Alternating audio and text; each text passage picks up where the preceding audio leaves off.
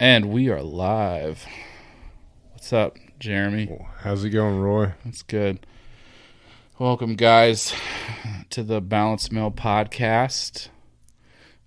Today we got a dad talk. Got a guy, Jeremy, here with us. He is a dad, and this is weird for me because he is from Alabama, and this might be what we talk about a good bit, but I'm from Georgia, so we are a podcast divided. That's all right. Roll Tide. Yeah. I'm just glad to have someone that's like as far south as I am. Yeah. A little southern tendencies or whatever it's called. Yeah, people make fun of me out here because of, being from Georgia and stuff. Yeah. When I worked at this coffee shop at the oceanfront, they called me Southern Boy and stuff like that. And I'm just like, this is Virginia. We're still in the South. Yeah, it baffles me. I'll say y'all all the time. They're like, where are you from? Well, from Alabama. Like, I'm not like that far. Like, we're not in New York right now, Nobody says y'all up here like we say y'all. Yeah, it blows me away. I know. Like in my emails, I have to like think about it and like separate the words and try to figure out how to say it else. You all, or both of you, or instead of y'all, or something like that. Did you say reckon a lot? Yeah, I guess I did. Yeah, not as much as most people would do. I guess like the thing that baffled me the most was like moving up here, I got corrected for things like pen and pen, like your pen number and the pen that you write with. Like I was taught it was pronounced the same way. It is. Apparently not. What do you mean it's not pronounced the same? So I've been corrected by multiple people. Like pen is like your pen number, and a pan, like a pan, is what you write with. See, now I feel like you're saying pan, like what you cook with. And I agree, but apparently that's not how it's pronounced. That's so stupid. I agree. Pen's the same thing. I love the subtle nuances of stuff like that in the South. I was thinking about another thing I used to say. See, it's weird for me because I've got Georgia Southern, because I was born in Georgia. Okay. And then my mom is from Tennessee. Okay. And my dad was from Ohio. Oh. So wow. it was okay. really. Yeah. So like, and then I lived in Atlanta. Yeah. So because each part of the South is different. It really is. Yeah. Like, you get to like. Georgia has like the coast. Well, so does Alabama, right? Y'all have Gulf Shores. I mean, we got like this much of a coast, dude. Yeah, you got real. What is it? Orange Beach. Orange Beach, Gulf Shores. Yep. Yeah. Dude, we got the Hangout Festival now. Ever since that was built, like it posted on the map, but outside that, it was nothing. So, and like each state makes fun of the other states. Oh yeah. Like. Georgia, for me, I feel like Georgia and South Carolina have this like hoidiness to it. Okay. It's like because you got Charleston and Savannah. Okay, yeah, I see what you're saying. You know what I mean? And it's like we're just like, we're elevated Southern, Yeah. Because I love the Savannah accent. There's Savannah. Savannah. But like we make fun of Alabama. Everyone in the South makes fun of Florida. Like that's just Florida's its own thing. I know it's its own thing. You get past the Panhandle, and it's just like. But like Tennessee is different. I don't know how to explain Tennessee because Tennessee is a weird state too because you got like Knoxville, Nashville, and Memphis. We got some mountain men in Tennessee that you don't have in Alabama and Georgia. You don't got a lot of mountain men, yeah. And like, because you got Nashville's real like it's like a Democrats. It's real blue, but it's like sandwiched in between like Knoxville and Memphis. It's funny that like they're blue because I mean, then you go to like downtown Nashville and all the bars. All the bars are red bars. Yeah. Well, downtown Nashville is only for bachelorette parties now. I mean, that's what they do. But Yeah. but like, it's and then you get to Mississippi. And I just feel like the further west I always thought the further west you go, the dumber people got. No offense, but it was because you got Mississippi, and then you got Louisiana. Yeah. People from those states are gonna hate it, but like it's just this like weird thing. And then you get to Arkansas, it's like whoa, don't mess with Arkansas. Like that place. I mean, I used to make jokes. I mean, like when I worked at the summer camp, I was be like, pick up your things. This ain't Arkansas. You know? Yeah. I mean, well, definitely, like, especially the friend group we hang out with, a bunch of them are engineers. Yeah, they're real smart. So they're super smart. So I'm just sitting there, like, I feel like, I don't know, like, the happy lab that's just, like, good to be there. Just sitting there smiling, just waiting, you know, as the conversation's going on, wait for somebody to acknowledge me. Because I have no idea what they're talking about. Welcome to my world. Yeah, they're all like, oh, then we just like, we mess with the radiation content of the blah, blah, blah, blah, blah, and then we fix the flux capacitor, and you're just... I'm like, oh, okay.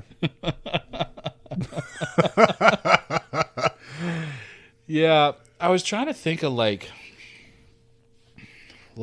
things that are like significantly Georgian that aren't like, you know, I mean, Georgia was the peach state. Yeah. And then I don't know what they call Alabama. Do you know what they call Alabama? I mean, I'm trying to think. No, I mean, outside of, like, football and shit. Right, the what is it? Pecan Festival. Oh, down in Ozark. See, you said pecan.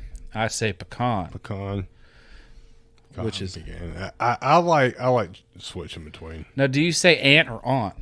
Aunt. You say aunt? So I say aunt, but I say, well, hold on. I say aunt, but I say auntie. Oh, really? Yeah. You want to hear what's weird? So, my relatives, my aunt is Ohio. It's aunt, but my aunt in Tennessee, it's aunt. Okay. Isn't that weird? That is weird. I know, but it feels weird for you to say pecan. I'm always said pecan. So how do you say oil? Do you say oil? Yeah. Well, I mean, it depends. Like oil.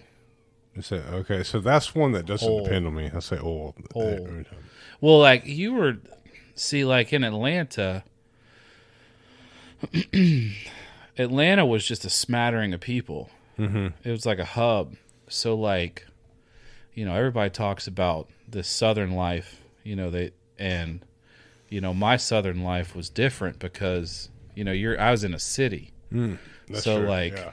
I kind of like lost a lot of the Southernness. Now, I still go to Tennessee. That's all that family is farmers. You know, and that kind of mentality, and that kind of like, I mean, they said oil like you said it, just like the slower kind of drawl. Yeah, there was another. I can't keep thinking of this word I was going to say, but it just doesn't come out. I forget. Like, I mean, reckon, fitting to. I heard someone say fitting to one time. Fitting to. You fitting to? Yeah. Swallowing a holla. Yeah. You ever? Yeah.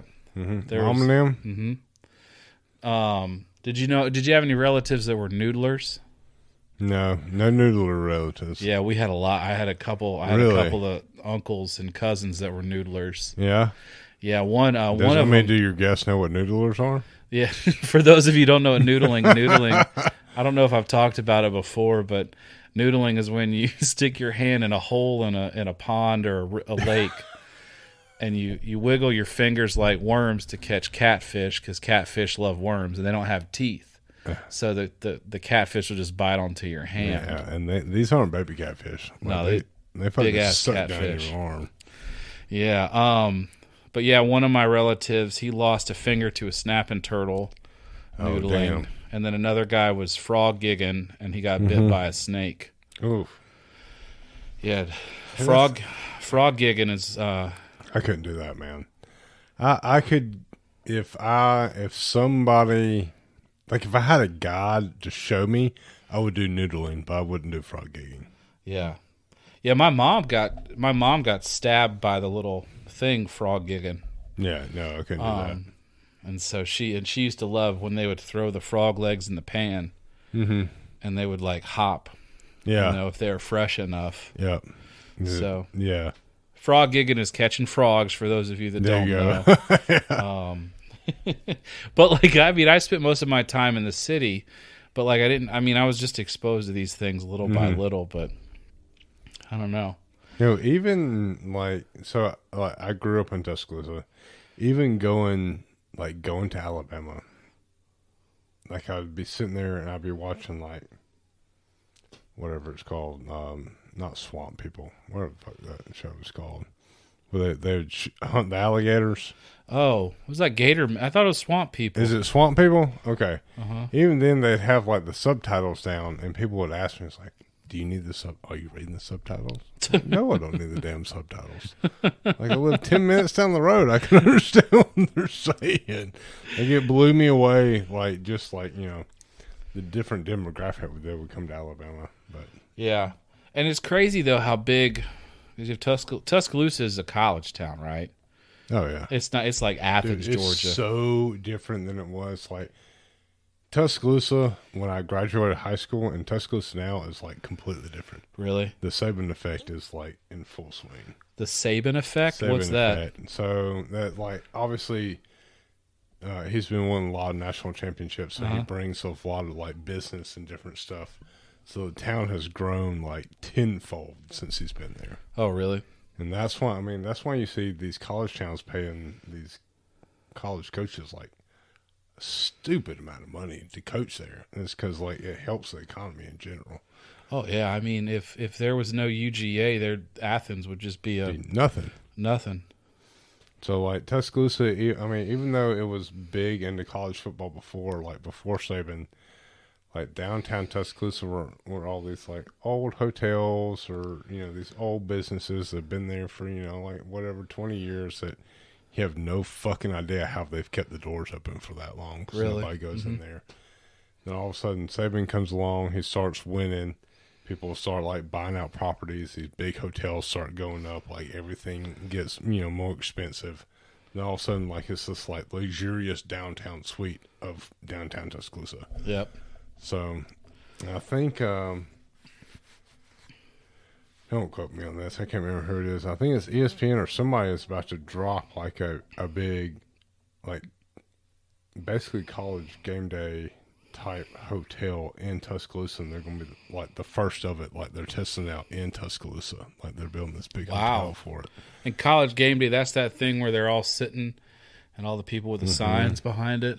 So, it's a big project that they're testing out in Tuscaloosa. And it's like a multi-million-dollar like hotel they're dropping. Man.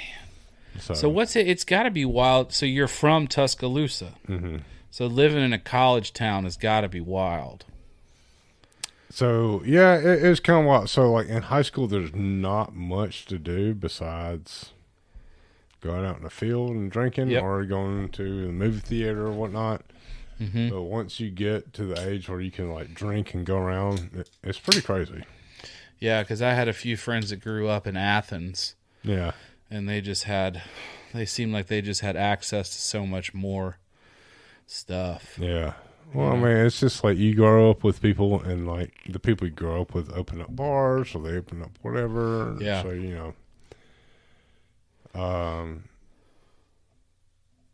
I was trying to think, like, even if they don't open up businesses, like, they work at them. You're like, oh yeah. They're like, oh, what's up, Jeremy? What's up? Come on in. They're trying to promote it, so you get access to a lot of things that most other people don't, just because you grew up with them. Yeah, I mean, it was also wild for me to go from Atlanta to Athens and be there on a weekend during a game day. Yeah, because I mean, I don't know, like, people talk about Virginia Tech and people talk about those football teams out here, but it's nothing like going to Athens. Have you ever been to Tuscaloosa? No, never been to Tuscaloosa. People will literally, I know multiple families that literally take out loans to like pay for stuff for the football season. Really? And pay it off. Yeah, and literally pay it off for the rest of the year. Just to be at the games. Just to be that tailgate. People would take out loans from the bank just to do that. Yeah, tailgating at a college football game is something. So, like, you go to, like, you go to Alabama, and they have the quad out there, and they have it, all like gridded off and tents, numbered or whatnot. And people will just pay stupid amount of money. Like, they'll get to this, like, one section, like this prom location, whatever. And it's like, okay, you're at this corner section, and you can have 2 TVs. And the very first person will pay, $1,000 a game for it or whatever, just to host there, like, just for, like, the TV or whatnot. And then they'll turn around and sell it to businesses. So they buy it ahead of time. And then they're like, okay, hey, you can host this. You can have your customers here, blah, blah. And then they'll turn around and sell it for $5,000 just for that game. And then, the business will host it, and then they'll turn around next game day and sell it to somebody else. So, like, wow. Yeah, so, like, people have got it figured out. That's crazy. Do girls dress up for games in Alabama? Like, because I noticed that at UGA, like, girls would dress up for the games. I don't understand that. So, So, I mean, they're college girls, so they do what college girls do. They dress up. They try to get attention. I just never understood how they just get so dressed up for these football games. And the thing about Alabama is, like, even the guys will do it, especially the fraternity guys. Like, they'll, like, when I was in Alabama, I was in fraternity, like, every game day I was dressed to the fucking dime. Like, why? Yeah, I don't know. It's just how it is down there. It's just, like, that's what you do. Like, it's like, how people say your Sunday best. Like, people dress, like, to the T for Sunday. In Alabama, you do that, but you just do it for football. Man, it has to be hot. Well, no, it won't be that hot, I guess. So, I mean, some days it's fucking hot, dude. Some days you're sweating. But you look damn good and you just don't care about it. So you're just sweating. Man, that's wild. I never understood that.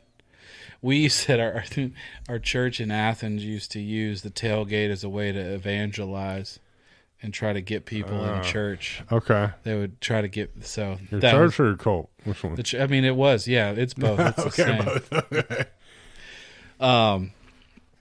Yeah, I don't know much about Bama other than you just grow up not liking Bama and making fun of how much y'all say Roll Tide. So it's kind of funny. So I was talking to somebody about that. It's weird because up here, like on Sundays, like people are like fucking getting into the NFL games. Like, oh God, like, oh man, you don't see that here unless somebody's on your fantasy team, like in Alabama. So, like I'm a Rams fan, and long story short, Dad, when he had a fantasy team, his keeper was Marshall Faulk. Mm-hmm. So I like grew up like checking the papers to see how Dad's like running back did or whatever. So I'm just Rams fan that way. So like if they lose or whatever, I'm just like, that sucks. But like up here, they're like, yeah, man, they're mad. And I'm like, oh man, calm down. It's not college football, but I'm the weird one in the situation. I know, but people take their sports real serious. Yeah. I mean, I never really got into sports a ton. Just wasn't. With the more creative music side, my dad wasn't into it as much. I mean, my dad went to Florida State, and he would get real excited for the games. Yeah. He would get teary-eyed talking about when that mascot would just fly up on the horse, and he'd throw the flaming spear into it. Bobby Bowden. Yeah. It was real funny because like when Florida State was playing at the same time as Tennessee, like I'd hear my mom yelling in the bedroom and my dad yelling in the living room, and it would be really funny because our dog didn't know like running back and forth like doing them. It was so That's funny. funny. Yeah. So like I almost went to Alabama. Really? Yeah, I had a relative that was he was gonna pay me. He was gonna give me a full ride. Yeah. But I had to keep a 4.0.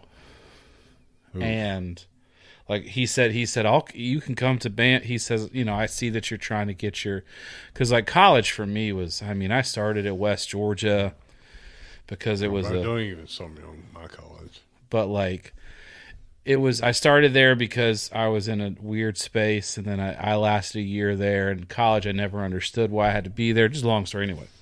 But I was getting like serious back into I was like, okay, I'm going to get my degree in education. And I guess my mom had talked to him about it. He's like, I see you're getting serious. He says, if you really want to, you want to get out or want to go to another college, you can come to Alabama. He said, I'll pay for you to go to school there and you can live with me. It's just, you just have to keep a 4.0 GPA, because my other cousin, he had paid that. He had paid for my cousin to go to University of Tennessee. Mm-hmm. And I was like, I might do that. That could be cool. I was like, I'll go to Alabama, all that stuff. But then I don't know. He kind of creeped me out a little bit. So I didn't know if I wanted to live with him. So he creeped you out? Okay. Yeah. So, okay.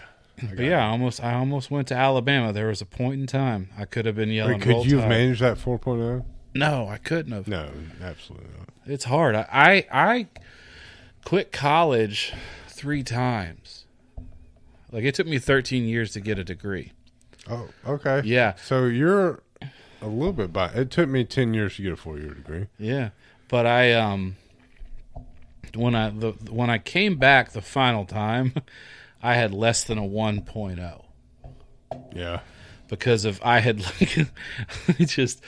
so many WFs throughout for a while that it just ruined it.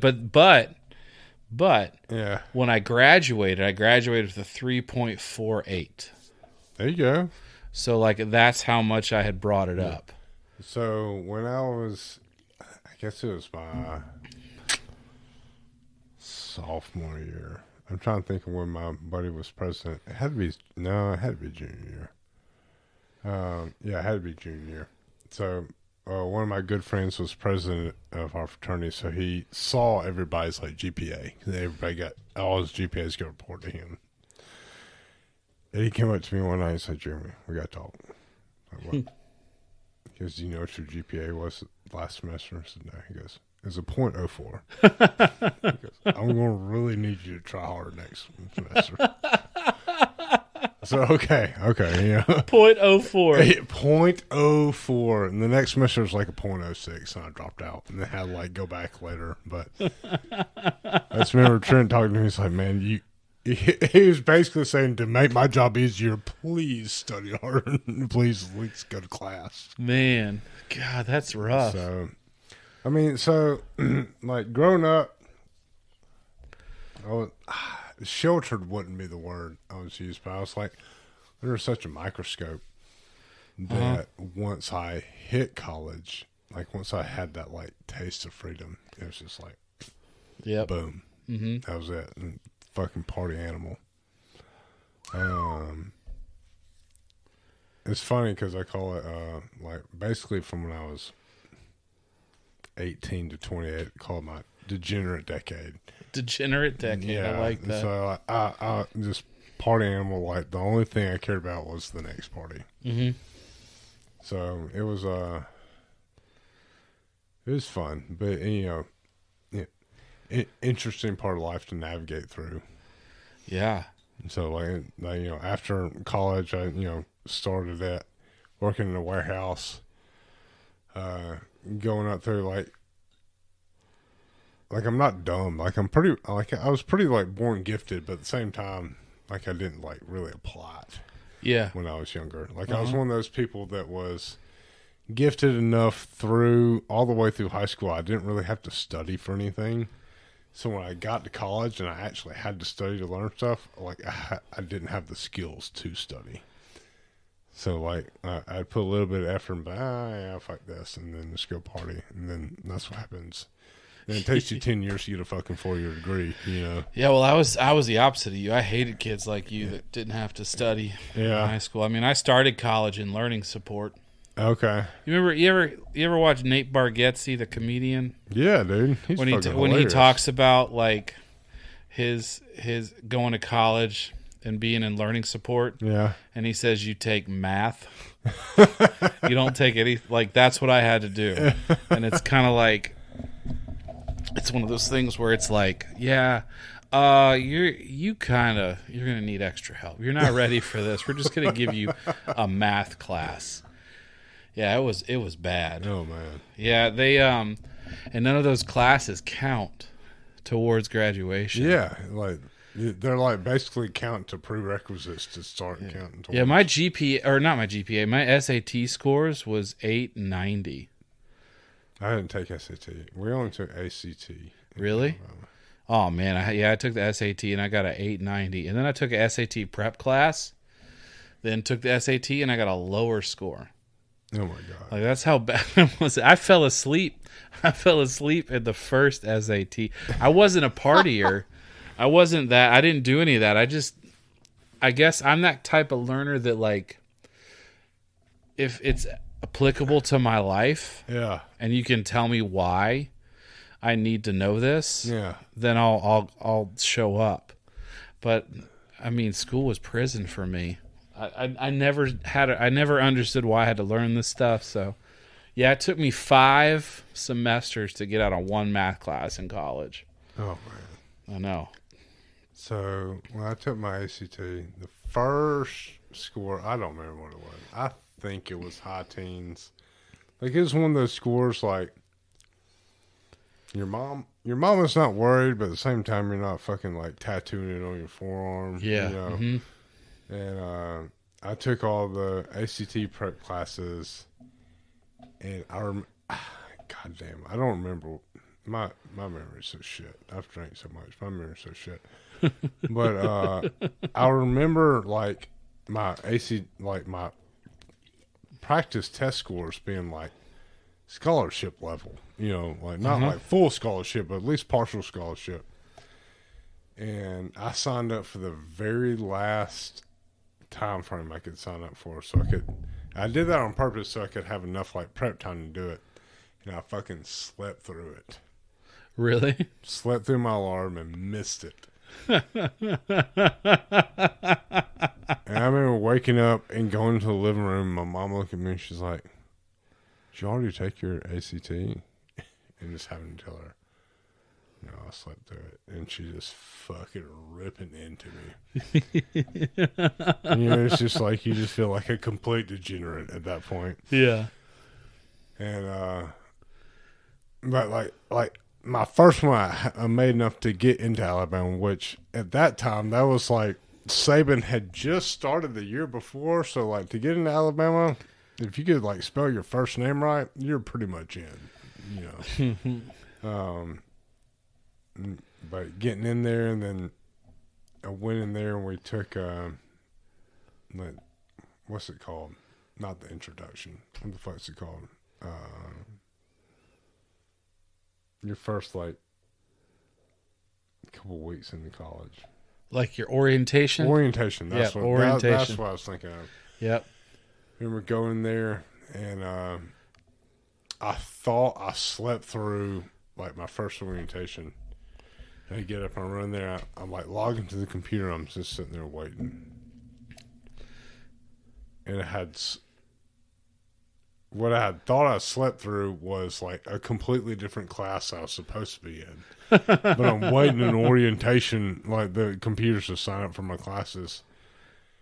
And this one chick that I was talking to, like, just like befriended the entire time. She came, she's like, "Oh my God, I thought you missed it." I was like, "Well, I kind of did miss it. I'm just here. Like, can you help me sign up for my classes?" So she signed me up for my first 4 classes of college. I had no idea what I was signing up for. Yeah, we when you're in learning support, you have a guidance counselor assigned to you to sit next to you and do everything for you. because they assume if you're in learning support that you're too dumb to figure this out on your own. And I was like sitting here like, I got so salty. I was so salty about it because like I show up to sign up for my classes. They have this like learning support whatever pops up for me. I have to get on this bus and go to this separate location away from everyone else, and we was in the black box theater, which the basement of this other theater, and they're just like, and you're just back here like, what is this? And they talk to you like you're an idiot, and I'm like so frustrated because I'm like, this is like, no, I'm not an idiot. I just don't take tests. Yeah. Well, I mean, I have test anxiety. So I'm the exact opposite. I'm pretty much an idiot when it comes down to it, but I'm like, my test taking skills are fucking through the roof. Nah, man. So I'm the exact opposite of you. And they would be like, "Are you sure that you want to take a class like, back to back?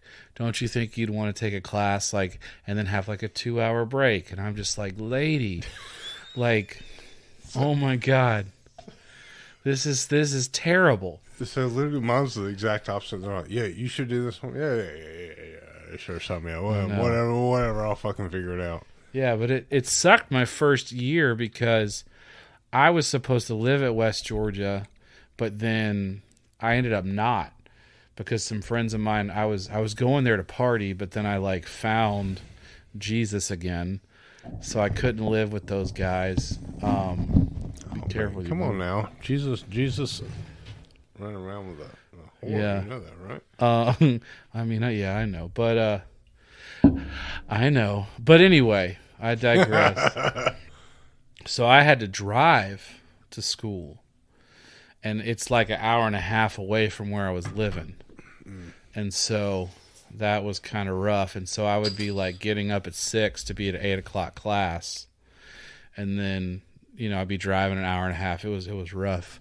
So this is a rough year. They make you feel like an idiot. I was tired all the time. I ended up flunking out.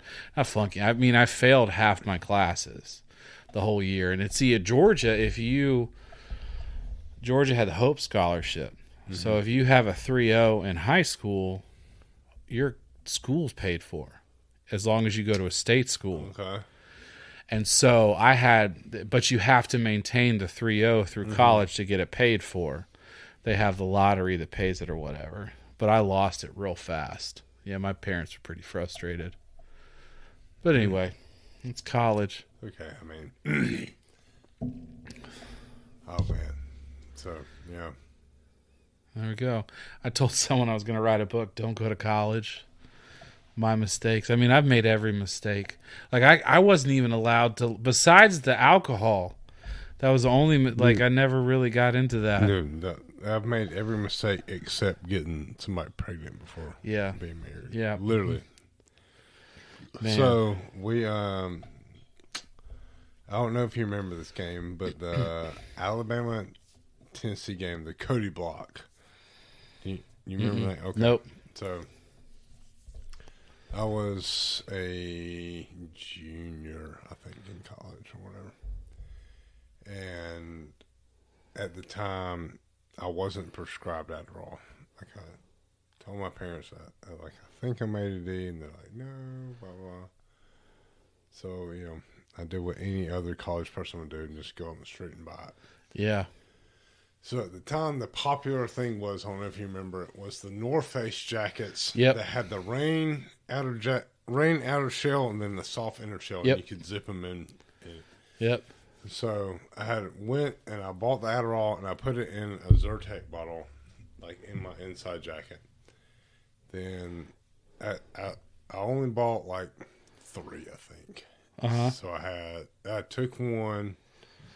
I was literally, it was like, I took it for finals week or whatever it was. It's a test I bought them for. And I bought it for my buddy. Like, he gave it to me for like super cheap. And then we went to before the Tennessee game, I had forgot they were in the inner pocket of it. And then had my fleece jacket and zipped it up into that. So I had like the full jacket. Going into the stadium, like had a few beers, like wasn't like super drunk, but just had a few beers. And the guys, everybody's patting down the students, and he hits the Zyrtec bottle that was like in between the fleece and the thing, and it like rattles. And he was like, "What is that?" And I just like sighed. I was like, "It's a Zyrtec bottle." He goes, "What's in the Zyrtec bottle?" This is like a campus police guy. I was like, "There's probably like 3 or 4 Zyrtec." I said, "There's 2 Adderall in there." He's like, "Okay." So like I take it out, he dumps it out, and dumps everything. He goes, "Yeah, there's 3 Adderall." And he goes, "We're going to have to arrest you." And I was like, "Yeah, I know." And he told me, he goes, "I could give you, basically arrest you for like 3 separate possessions for each like pill." He goes, "But you're very straight up with me." He told me what it was. He goes, "I'm just going to pretend there's 1 in there. I'm just going to give you 1. I said, "Thank you," whatever. And this is the point where like I black out. I really don't remember much else from that, except for I'm at the police station and I'm calling my mom's cell phone, and she's like not waking up. Like I'm calling her like 4 or 5 times, and the guy, like the officer behind me, is like, "Sir, you have 1 more phone call, and I have to put you back in this, whatever, the tank or whatever it's called." So I called my girlfriend at the time, and she answered. And she had to be the one that called my mom and tell me that I was like in the fucking slammer for an Adderall. So my stepdad comes and gets me, and he's like, "Dude, like you're fucking with the big leagues now." I was like, "I know," but at the time I didn't realize like the serious consequences of having an Adderall on me. Like I didn't realize it was like, I knew what a felony charge was. I didn't realize like the effects of a felony charge would have on the rest of my life. Yeah. Otherwise, like even if I did would have bought him, I left him at home. Like it wouldn't like left him a jacket. Like, you just thought it was. You didn't think like, it was. if like somebody finds pot on you, they're like, okay. Sometimes they stomp it out or whatever. Like I didn't think that was a big deal. So like that's like gone with me the rest of my life. So you got a felony charge. So I got youthful offender. So as long as I don't have any other type of charge that's similar, like with drugs or anything like that, it won't come up. It's sealed. Oh, wow. But we'll see. He had a buddy who he had a felony offense because he had a DUI in high school, and he got in a really bad car accident, and then somebody died because of it. So he got charged with it. But that, he went to jail, and it kind of, he said, because I remember he was like 27. He had been in jail. He spent like 4 years in jail or something like that. And he said that it never goes away. Yeah. The felony offense just stays there. He said, I think he was having a hard time. I never saw him with a stable job because he could never get a job. Because if he goes through anything that has like an HR department, as soon as it gets the felony, it's like. So what really helped me was going through like the court process. Is I went through like a third party like psychiatrist, and the guy was like, "You definitely have ADHD. You definitely need to be on Adderall." So like going through that, it was basically like my defense was like I was trying to like self-medicate the wrong way, but the right way at the same time. Yeah. So everybody was like super lenient on me because one, like I was very straightforward. I wasn't an ass the entire time. I told him, I was like, "Look, this is what I have." Like, they only charged me 1, and the judge for my case, like I had a really good lawyer. Thank God my parents helped me out with that. I had a really good lawyer, and even the judge was like, "Look, like obviously what you did was stupid, but like you really you need this medicine. The psychiatrist backed it up. So like that's why I was really lucky because the situation I was in, because I had a few beers going into the game or whatever. Like it was a very weird situation where they could be like, oh, this drunk fucking idiot had an Adderall on him. He's trying to party. But I had all the other things like going my way. They're like, yeah, like, okay, you're just trying to do it and did it the wrong way. Yeah. So it could have gone sideways. I did get lucky with that. Yeah. It could have been sideways where, I couldn't own a gun, couldn't vote, but like the way it got sealed, and thank God it was when I was 20, not 21.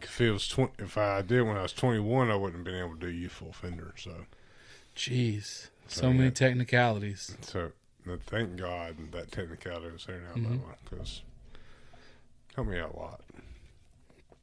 Hey, well, speaking of youthful offenders, let's get on to the dad talk part of this. Okay. What a segue. I know, segue. Yeah, so how many kids do you have? One kid. Yeah, it's a boy or girl? It's a girl. Oh, what's that like? I love it, man. Really? Yeah. So this is kind of like the corny thing that everybody's like, I say, but literally growing up, everybody wanted to know they want to be an astronaut, they want to be a police officer or whatever. I always knew I wanted to be a dad. Yeah? And I just didn't say it because I thought that was that was the lame thing. I always knew I wanted to be a dad. Didn't care what I did else, I just wanted to be a dad. So we have AJ, and it's just it's like a bliss, dude. Really? I fucking love it. I fucking love it. What do you remember when or why you wanted to be a dad? I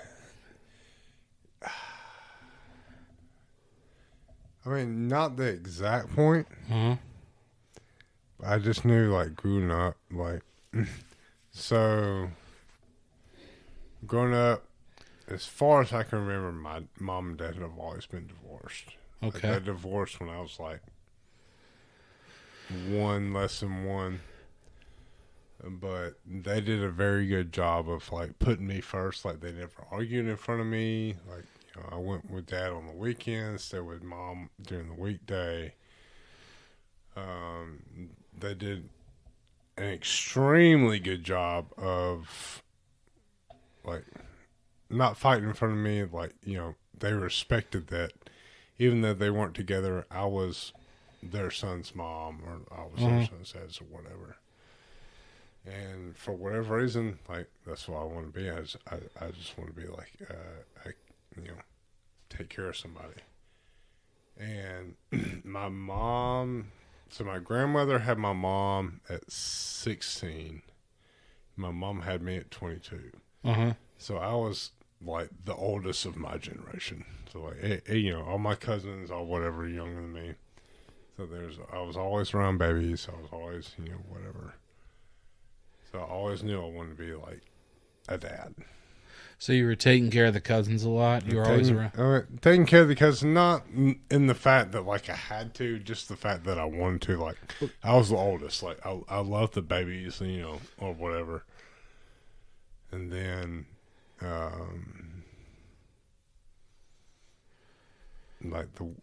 for whatever reason, I always wanted a daddy's girl. I always wanted a blonde-haired daddy's girl. That's what I wanted. Really? I guess it's being in Alabama, that's what you want. Really?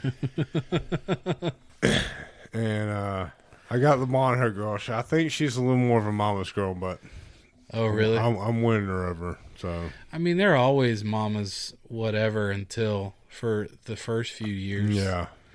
I mean, you're fighting against that biological. I know, because they spent 9 months inside them.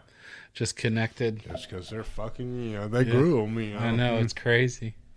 But. So, well, cool. I mean, that's cool. So, you would go to family gatherings and you'd be the oldest one there, stuff like that. Oh, yeah. Do you have any brothers or sisters? I do. So, my family tree is kind of weird. So, mom and dad had me, and they split up. Mom got remarried, and I have two sisters from that, and he ended up dying of a brain tumor, which we can get into later if you want to, depending on how long this podcast goes into. But and then she got remarried again to somebody that already had a son and two daughters. And then my dad and stepmom had a son when I was 16. So he's a lot younger than me. So I technically have 6 brothers and sisters. Wow. And I'm the oldest of all of them. Man. Yeah. That's a family tree. It's quite the tree. Man. So what, I mean, that has to have done something to have. So you have the mom and dad, then you have the separate families, but then you lost the first stepdad, then you get a new one. I mean, that's... So that's how the tree was pretty chaotic. Was it chaotic? Was it stressful? Did you like really notice it, or you just like, this is just how it is? And so my age at the time, so I'm trying to think of the time, Mom.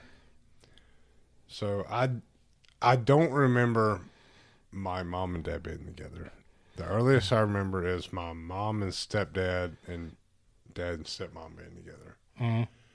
And then they having my first sister, Allie.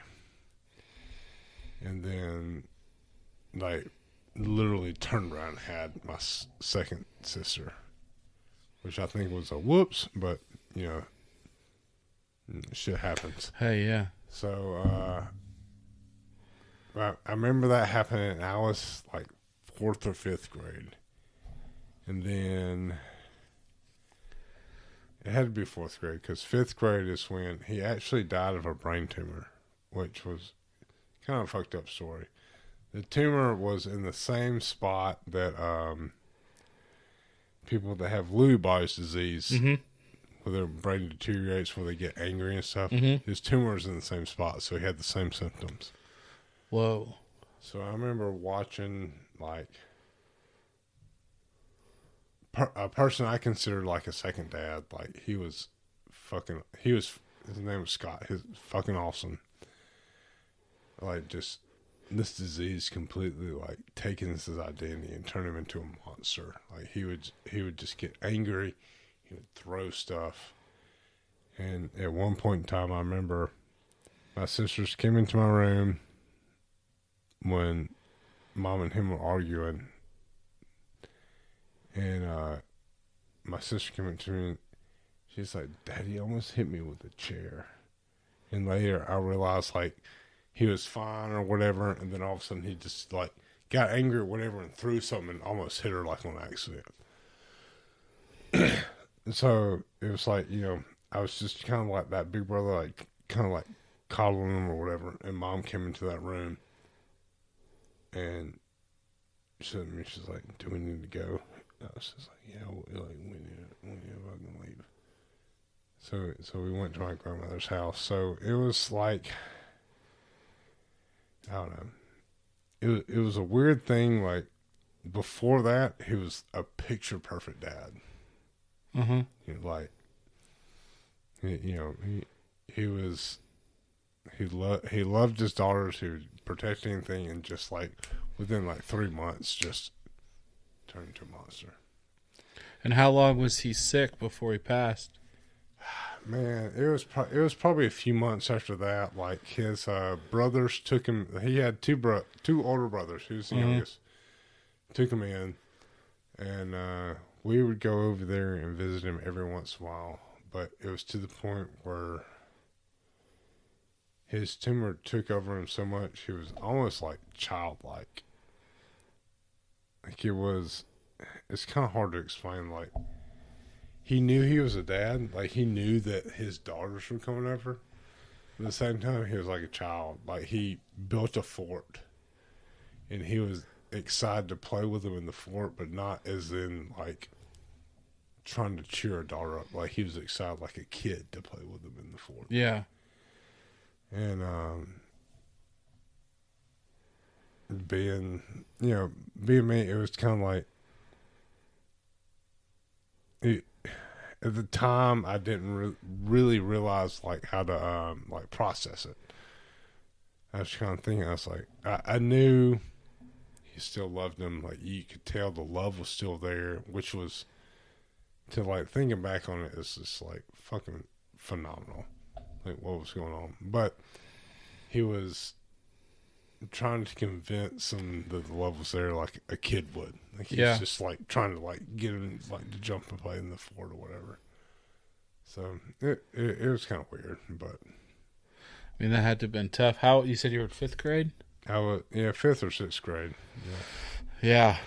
So and like, so, but it was pretty fast after that. Oh the yeah, tumor and he was gone. Yeah, it was a pretty big decline after that. Mm-hmm. And how long was it till your mom remarried? Okay, so it was probably a year or two. It's a year and a half, 2 years after that she remarried. The person she remarried to had a son and a said twin girls. The said twin girls were the same age as my older sister. Uh-huh. So they're, my older sister, younger sister, and then twin sisters, they're all the same age. And then a son that was 4 years younger than me. His name was Connor. So at the time, it was like the very first meeting was kind of like an awkward like connection because when you think about it, like I was 6th grade, I was playing Halo on the Xbox. Yeah. And I invited Connor, and was like, yeah, you can play with me. Like, you could tell he had like no like Xbox sense or whatever. Yeah, he couldn't play it at all. So it was a hard connection, but like 2 years into the relationship, I thought it was a pretty easy connection. But was it hard to go from like the different dad, going through what you went through, and then so here's the new guy? The hardest part to me was I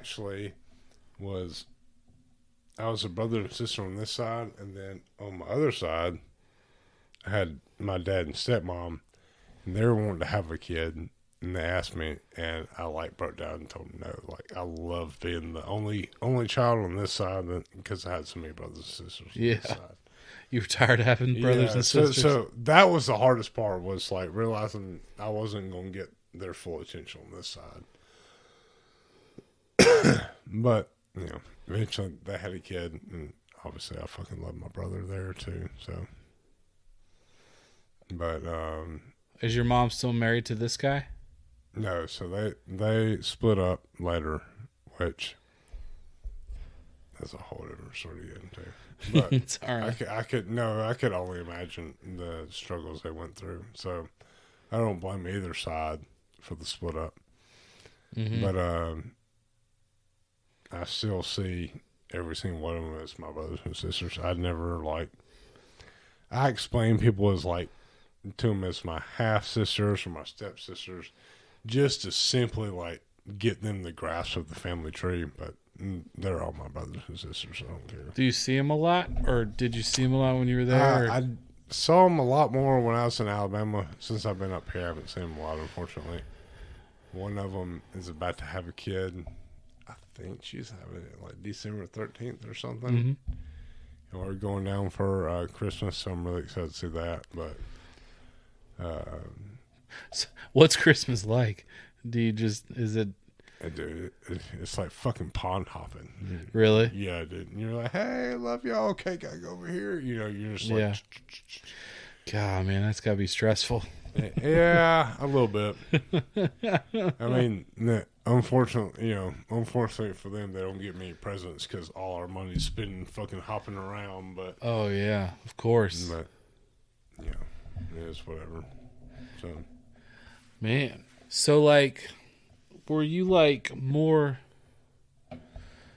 What's the word I'm looking for? So then you were close with your dad still though. Right? Oh yeah. Mm-hmm. So funny story, not funny, but My dad, when I was 16, actually, right when my youngest brother was born, he just happened to be like switching between jobs. And he got like super sick, like he couldn't get out of bed. And, you know, just like, my dad's like a tough guy. Like, if he gets sick, he just gets up and works. Like, you know, that's not the thing. So for him to like not get up and go to work, like, it was a huge red flag. Ended up, he had some kind of bacteria that was in his, like, one of his jaws. Like, he had bacteria, something in his jaw. The bacteria ended up getting in one of his arteries, and he had to have open heart surgery. Jeez. And the shittiest part was it happened between when he was transitioning jobs, so he didn't have health insurance. So he ended up having to like negotiate and pay the whole thing like outside of fucking having health insurance. And so this was all happening. He had to have open heart surgery. So I remember like going to Birmingham, like celebrating that I had another little brother. And having to go back like 2 weeks later, like not knowing if my dad was like going to like make it through it. And I was standing like they had this waiting room. They had this waiting room, and then in the middle of the waiting room was basically like this like little garden. I don't know how to explain it. And I got so fucking sick of people asking me if I was okay. I got so fucking sick of it. Like, I knew they cared about me. Like, I knew they're, like, you know. So I just eventually just, like, went to the garden, and I literally locked the garden. It was just, like, standing there. And it's just, like, you know, the silence or whatever was, you know, calming. And then somehow my mom got in. She figured out how to fucking unlock it or whatever it was. She's like, "You okay?" I was like, "No." Like, "No, I'm not fucking okay. That's right. I'm fucking in here." Yeah. And anyway, so she called me. We went out. It was Big Mama's boy. Went out, and the surgery went really well. Dad did really good, and got to celebrate having, like, you know, another brother or whatnot. And after that, I was like, okay, next time like this shit happens, like, let me know. Like, you gotta give me a fucking heads up. You can't fucking like just fucking brick face me with this shit. You gotta let me know if my dad's like, you know, having health issues. And he's just standard dad.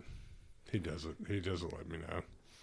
Yeah. So he's like he was a strong guy. Oh yeah, he's a strong guy. He's hard worker. Oh yeah. Mm-hmm.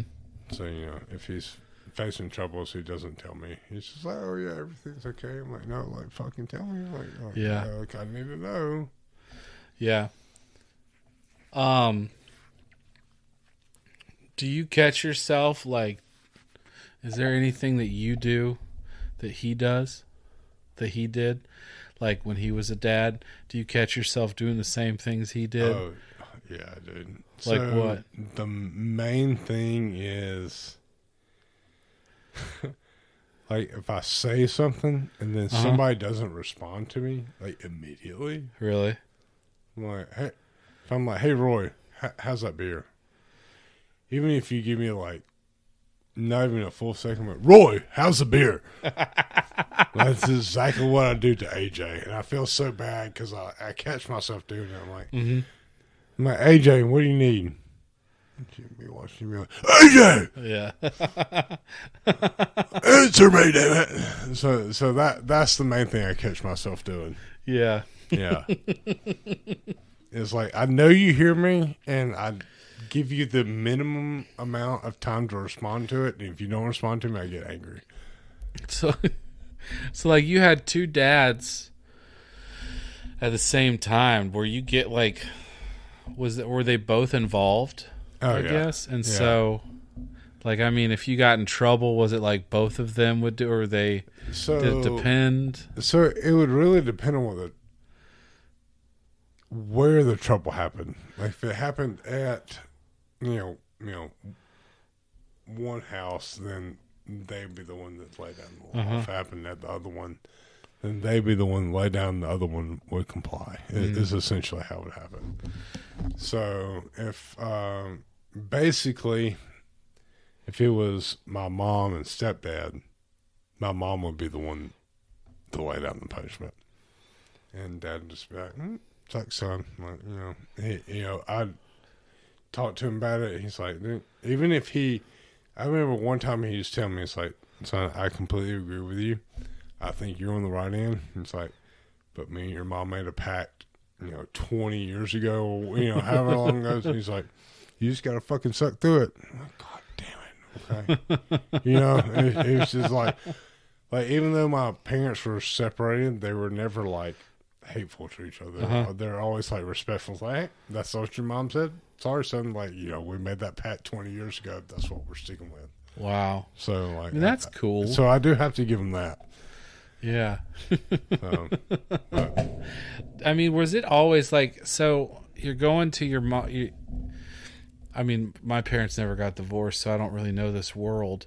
So it's like, so even when you were like 17, it was just like every weekend you're at your dad's, or did it? No, that stopped when I was about 15. So when I was 15 or 16, when I could choose to drive, I would choose like what weekend I'd be at. Okay. And I actually remember one of the first times I got to choose, I called Dad and I was like, hey, Dad, do you mind if I stay down here this weekend? Like, so-and-so's having, people over. He's like, no, son, I don't care. So we go on and we go to their house, we have a good time and come back. And the next morning, it was Sunday morning, my mom goes, you realize it was your dad's birthday yesterday? Oh, jeez. And I was like, oh, my God. And I called Dad. He's like, hey, Jeremy. I said, Dad, I'm so sorry. I told him, I was like, happy birthday. I'm so sorry. So and he was like, nah, don't worry about it. And I was like, no. So that was like the first time I had forgotten about, like, a significant other's birthday. I was just, obviously, like, Dad knew, like, he didn't care, but at the same time I felt like shit. Yeah, it's interesting with like kids. They just, I don't know, as you get older the birthdays aren't that important, but at the same time, like, Dad just like demon flinch. He's like, yeah, son, like, have fun. Like, it wasn't, so I have to give it to him. It wasn't like, oh, you're gonna miss my birthday by that. He just said, oh, yeah, have fun, good, love you. yeah. And at the same time, I'd be like, Dad, why didn't you fucking tell me it's your birthday? Like, you know me, like, fuck, damn it, I forget shit all the time. He doesn't tell you about open heart surgery. He doesn't tell you about his birthday. God damn. Yeah, come on, Dad. So, wow, I can kind of see why it seems like you'd want to be a father so bad with like listening to the story. Yeah. Do you think you want? Yeah, I mean, you're the oldest one, so you had all the kids around. There's a protection aspect to that. Yeah, man, I get it. Are you guys thinking about having more kids? So maybe a number two. Maybe a number two. So we're like, best way I can explain. If it happens, it happens. Pulling the goalie, see what happens. Oh, really? Mm-hmm. But not like actively, if that makes sense. You're just like passive about it. God, that kind of thought process scares the crap out of me. To like just like not know. Yeah. So it's kind of like that's kind of the way I want it, honestly. Because the more I think about having a second kid, like, the more anxious I get. But at the same time, like, if I just go about it, like, if it fucking happens, it happens. Yeah. Then I'll just deal with it when it comes, and I know I'll handle it. Yeah. And without the stress there. So that's kind of like my thought process. Yeah. Taylor really wants another one, I think. She's having baby fever right now. Is it weird? I mean, was it weird having a girl and like having to adapt to that, or were you just kind of like, because you had sisters, No, it helped? Yeah, having sisters helped a lot. Yeah. I wanted a girl. I wanted a daddy's girl. Really? So like, as soon as they told me it was, like, fantasy was fulfilled. That's cool. It's kind of lame, but at the same time, like, the people that tell you, like, as soon as you hold the daughter, like, you fall in love. Like, that was me. I was just like, with all the feelings of being the older brother, like, with all the sisters and whatnot. Yeah. All of it just came down to this one child. And it was like, it was pretty basic. It's kind of like life was preparing you for it. It really was. Yeah. And it was like, the one thing I want to do is be a good dad. And then all life, like you said, life was preparing me. It's like, okay, by the way, here's a kid. Good luck. I know. Now we got to actually execute this shit. God damn it. So, Yeah. But I mean, that's cool, man. Like, so are you like, how old is she? she'll turn 3 into December. Man, 23rd. so you're still baby dad. Oh yeah, I'm still baby dad. You're still new to this whole thing. I'm not quite the principal calling me because AJ did something, Dad. Oh yeah, That's gonna happen. Yeah, we're right at that spot Yeah. where he gets our kid gets the folder with like what they Yeah. did or stuff, and so you either get a red, a yellow, or a green. Oh, okay. Yeah, you have that to look forward to. That's a Yeah. new thing, being a parent, that stresses me out. So- Like you get like they get this folder, and it's like it just has the day, and there's either a green, which means they were fine. Mm-hmm. There's a yellow, which means they had some kind of incident, and then there's the red.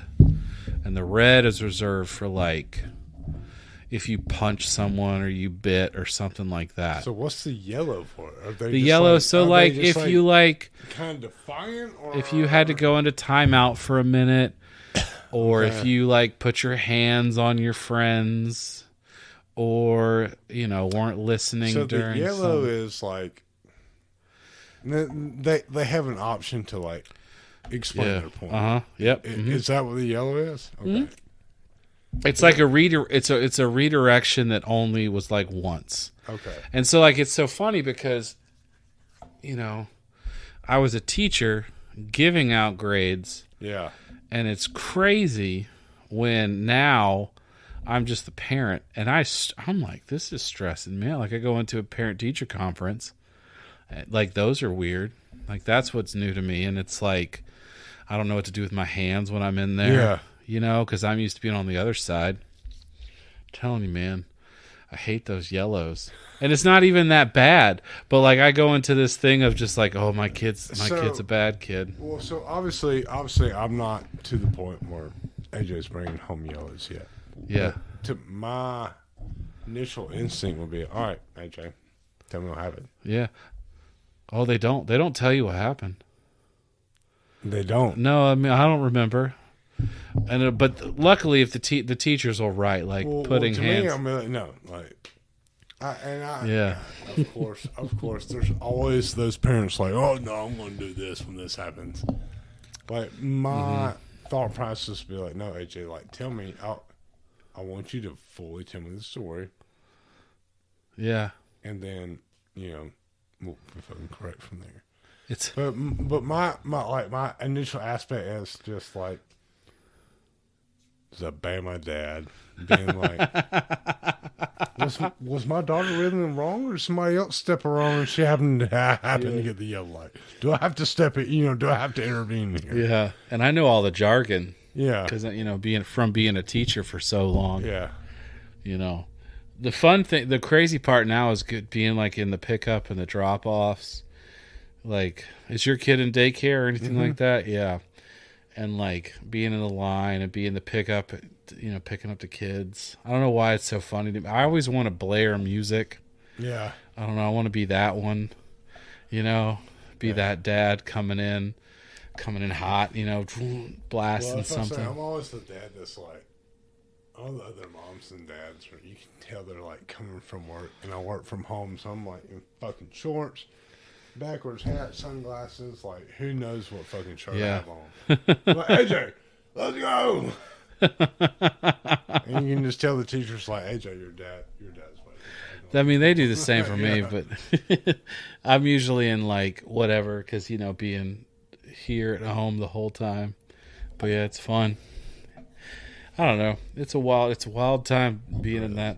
I gotta take a piss break. Yeah. Let's do that real quick. Yeah, we can do that. Pause we'll pause. All right, we're back. So let's keep on cruising through this. So okay, what's been the easiest thing about being a dad that you know? Is there something that's been super easy about being a dad? Something that like clicked that you were like muscle memory? That's a good question. Or has it all just been hard? It's kind of like so the thing that clicks the easiest, is when like if I understand AJ's trying to figure something out that she can't figure out. Okay, it's kind of hard to explain, but like if I'm like AJ, pick a show. Blah, blah. I get super fucking frustrated with it, and I see her, and I could see as soon as I see that she's having a frustrating time, it's just like all the frustration, like impatience, just melts away. That's interesting. But if I don't see that in her eyes, then it stays. So it's kind of hard to explain. So it's like if I can visualize her like struggling with it, like all of it melts away, and the patience is like unlimited. But if I think she's just like ignoring me or anything else, it just like it's the exact opposite. Like it multiplies. The frustration. So it's easier for you to, when you see that she's struggling with something, to fix it. Like yes, like it instantly melts away. But if I don't see it, like if I don't see her, like if I don't think she's trying her best or whatever, then the exact opposite happens. So then you think the hardest thing is the patience, because it sounds like I think so. Yeah. Yeah, I think so. Yeah, it's hard to be patient with them, isn't it? Mm-hmm. Because you want them to understand what you said and how you said it. It's not just that. It's like it's like, I mean, as that you're like you should you know this, you understand that. They might not. Mm-hmm. Like they might understood it 8 out of 10 times, but this certain situation, something else might happen that you're not realizing. They're trying to process that, and then you get short tempered. So that's where But if I could if I notice that, that's the easiest part. Like everything melts away, and I can guide them through it. But if I don't see it, then it's the exact opposite. Yeah, and you want to be answered right away. Oh yeah, I want to be at least acknowledged right away. Yeah, it's hard when they don't acknowledge it. Like that's probably the one thing I got from my dad that it's not necessarily bad, but wish I could change. If I ask you a question or ask you something, I want you at least tell me, like as my dad said, at least tell me to fuck off. Yeah. At least acknowledge me. Like that's all I want. Yeah. Like if you ignore me, then my impatience just fucking skyrockets. Yeah, man, that's hard. Yeah. Yeah, I think I got kind of no, I'm not going to pretend that I'm more patient. No, I'm not. I mean, it's stressful. Yeah. When you ask him a question, and now I'm at the point where he's old enough to he's starting to mess with us. Oh yeah. About it just a little bit. We're getting whispers of what that's like, and I mean, patience is, oh jeez, you just want to, but. So this past week, I got so short with her. So I'm like, AJ, fucking listen to me. And then it turns out she has like a double ear infection. And like her eardrums bust in one ear, so she probably couldn't fucking hear me the entire time. And you're just like, God damn, like the guilt just kicks in. You're like, you're being a fucking asshole. That's the worst, and isn't you're it? just like, God almighty. Like, no wonder you weren't fucking listening to me because you couldn't goddamn hear me. A couple months ago, he was being so irritable to me and just like not listening. We were on a car ride and just like complaining about stuff and all these things. And then I was so frustrated with him and I got angry. I remember I was short with him, but then like 5 minutes later, he threw up all over the car. And I was like, oh my God, I'm a dick. Yeah, he was just sick. Just being sick, and I'm just over here being an ass. Yeah, man, we can't separate from that or remember that. But I mean, we were doing the same thing to our parents. Oh, 100%. You know? I remember, like, and looking back now, you understand, but at the same time, like, Dad's yelling at you, like, I'm sorry, you know, and you're just, and, you know. Like, God, I was talking about that because we just drove down to Atlanta recently, and I was telling my wife about how I was on car trips, and I'm just surprised my parents didn't leave me somewhere. Yeah, my parents gave me a fucking Game Boy or whatever it was at the time. Oh yeah, I would like, just, here you go. I would put on my headphones and I would just fall asleep. I would try to sleep the whole way. I say my age or my like era was the Game Boy era. Yep. So I was the very first kids who were like, here, play with this and shut the fuck up. Yep. And like, see, and you're just like, I remember the Game Boys. fucking Pokemon, dude. Oh my God. Oh, you were a Pokemon with Game Boy? Huge Pokemon guy when I was a Game Boy. Man, see, oh, you just knocked over Ted Lasso. Ted, I'm so sorry. You can't even put him back. Wait, so how old are you? I am 34. Oh, yeah, so you're 8 years younger than me. Am I really that much younger than you? I'm 42. I thought you were younger than that. Nah, man, I'm 42. So, like, I didn't have the Pokemon on the Game Boy. Oh, no, dude. You were straight like Walkman. Yeah, man, I had a Walkman. Okay. I had a Game Boy. It had the beginning games, but then it was just I think and then I was older and I never like stuck with it. So you're like anti-skip era. Mm-hmm. Like I was the anti-skip era. Like you had the CD players that had anti-skip. And stuff. Did you have the hookup where you put the tape into the tape deck of the car and you played the CDs? Yeah. Kids don't know about that nowadays. Dude, they don't, man. Those are things. It's really interesting to think about the things that kids aren't going to deal with that were so stressful for us. So one of my favorite things about going to my dad's every weekend was we'd stop out like Blockbuster every weekend. We get one movie, and he'd let me rent one video game for the weekend. Really? And I was like, back in the day when you had like Super Nintendo and fucking Nintendo 64, the cartridges, you put it in, you play from the beginning or whatever. It was just like, oh man, it was just like euphoria. You just game after game after game. And nowadays, like, you don't fucking have that. Nah, man. I miss like wandering the Blockbuster for the game. There was a movie that, like, I remember there was a movie called Wet Hot American Summer. And it's this comedy movie about summer camp. Okay. And I remember for the first, I would just always see it. Mm-hmm. And then one day I was like, you know what? I'm just going to rent it. But it was like it was months of seeing it at the Blockbuster and then finally just renting it. Yeah. And I was like, this is one of the funniest movies I've ever seen. If you've never, you need to see Wet Hot American Summer. It's really stupid, but it's hilarious. But just wandering the Blockbuster and just picking out movies. Dude, that was the best. There was a Blockbuster in my neighborhood that had a playground inside it. What? Yeah, it had a playground. And so we would go there and goof off there, and then rent the games. We had a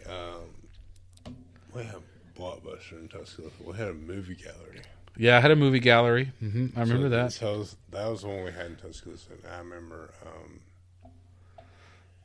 one time my football. This is high school, so this is high school. Football coach had a late fee, and I can't remember what the controversy was. Something about like he tried to pay it a certain way, and they wouldn't accept it. And they basically told him like cash only. He's like, oh, okay, I'll be back tomorrow. And it was like $36, and he came back with pennies. Oh, jeez. None of them rolled, and just like dumped it on the thing. And they're like, you have to have them roll. And he goes, there's nothing in your contract or rules that says they have to be rolled. So you can either count all these pennies or you can void my late fee. And they voided his late fee for me, just like scraped him back in the bucket. That's bananas. Yeah, we had, I remember in Atlanta, we had a Hollywood Video, or in my neighborhood, Smyrna, we had a Hollywood Video, we had a movie gallery, and we had a Blockbuster. Mm-hmm. So I had a movie gallery in Tuscaloosa, and I had a Blockbuster at my dad's. Yeah. In like Hoover. But you would go there and you'd get a movie and then just sitting there and watching it. And I used to watch I would rent Encino Man constantly. There was a good couple years my dad would always try to stop me from renting Encino Man because I watched it the most. God, yeah, but those weekends were the best, man. It's not the same. No, it's not. You get Blockbuster. It wasn't even really like the movie that you settled on. It was the processing journey. Yeah, it was a process. You went in there, you smelled like the unpopped popcorn and candy. Yeah. It's just like, ooh. You knew it was it was always a Friday, and you knew the weekend was ahead of you. It was always like, let me go over there. It was always anxious of, is my movie that I want there? And then you go there, and there's 4 copies of it, and none of them's behind it. That sucks.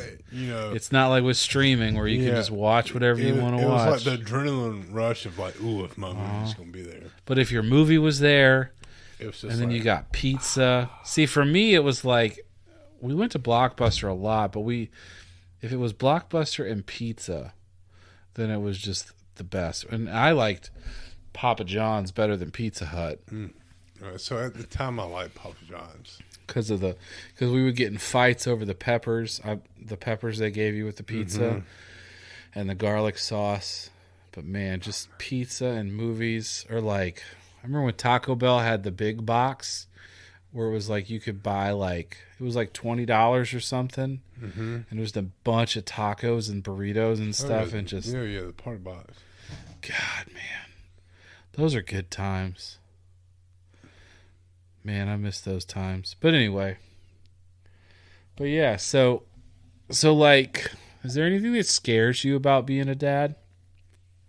Absolutely. I mean, there's a lot of things that scare me. I mean, just the fact that I don't know what's going to happen. Like, you just try your best.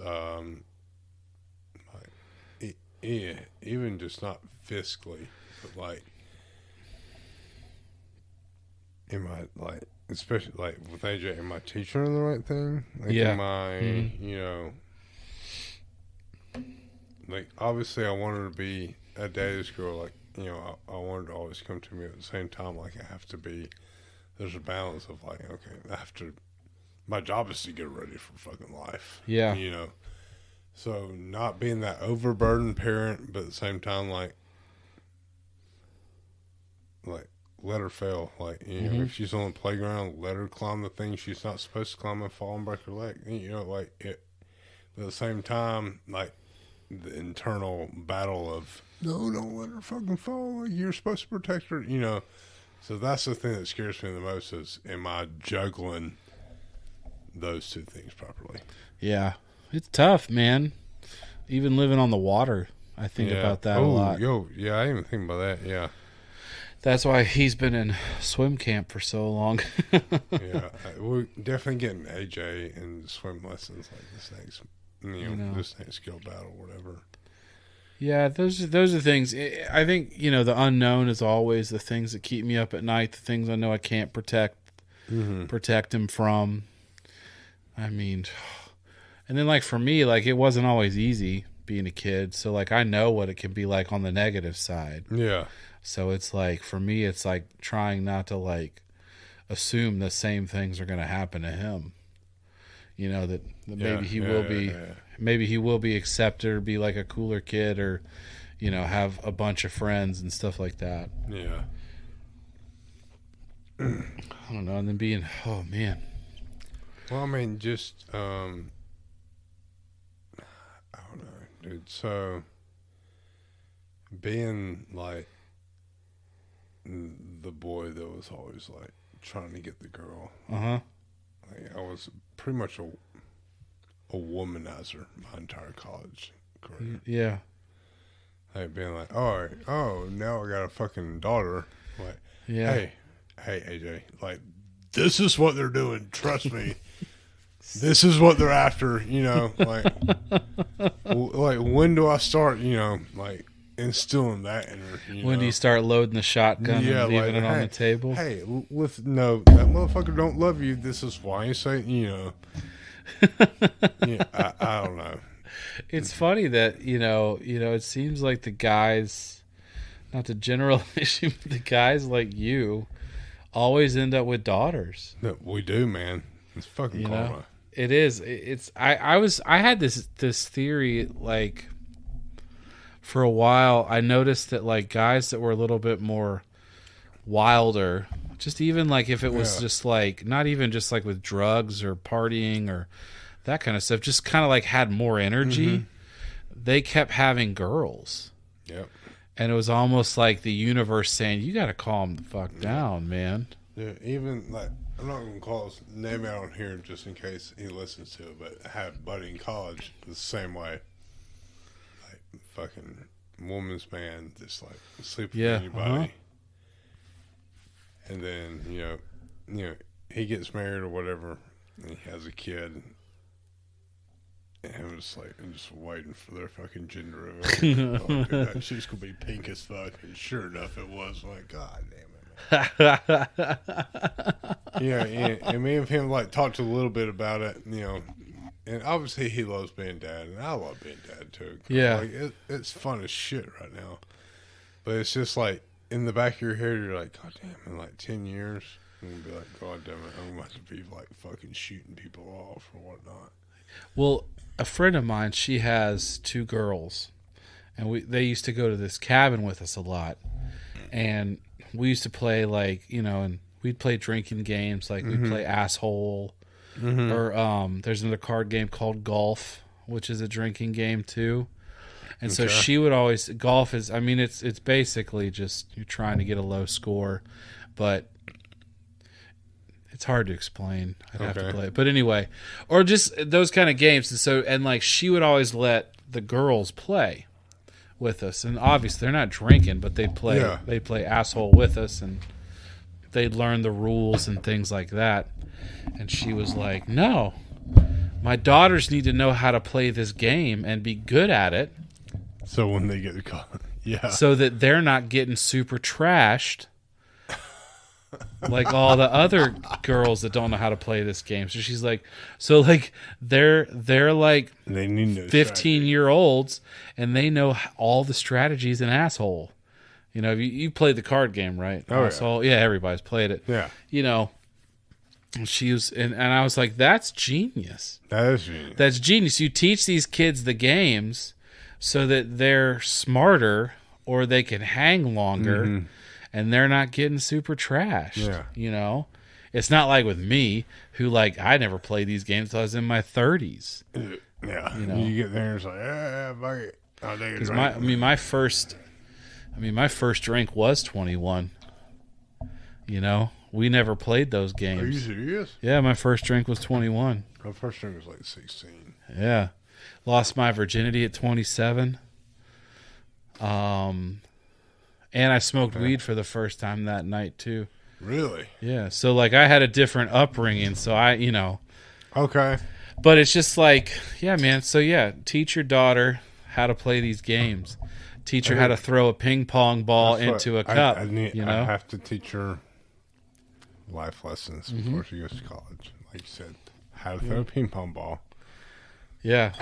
How to spot a douche from a fucking mile away. Yep. Whatever it is. Mm-hmm. I told my kid one time we were on the beach and these dudes were walking up and down the beach and they're strutting and stuff. I remember saying, I was like, hey, you know what you call that? And I was like, what is that? That's peacocking. I just thought about that because you're like telling you how to spot the guys. That's funny. That's a fucking douche.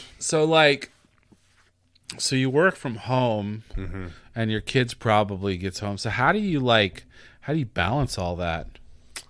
So recently it's been pretty rough.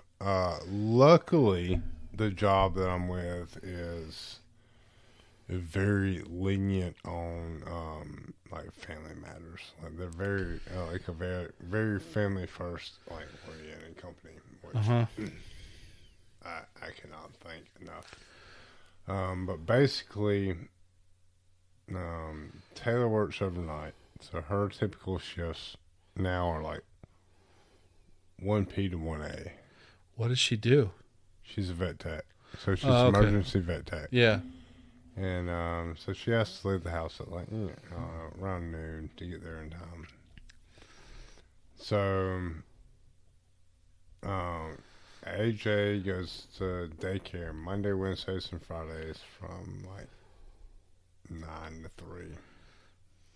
So I work in the mornings, and then I work in the afternoons too. But she's like with me.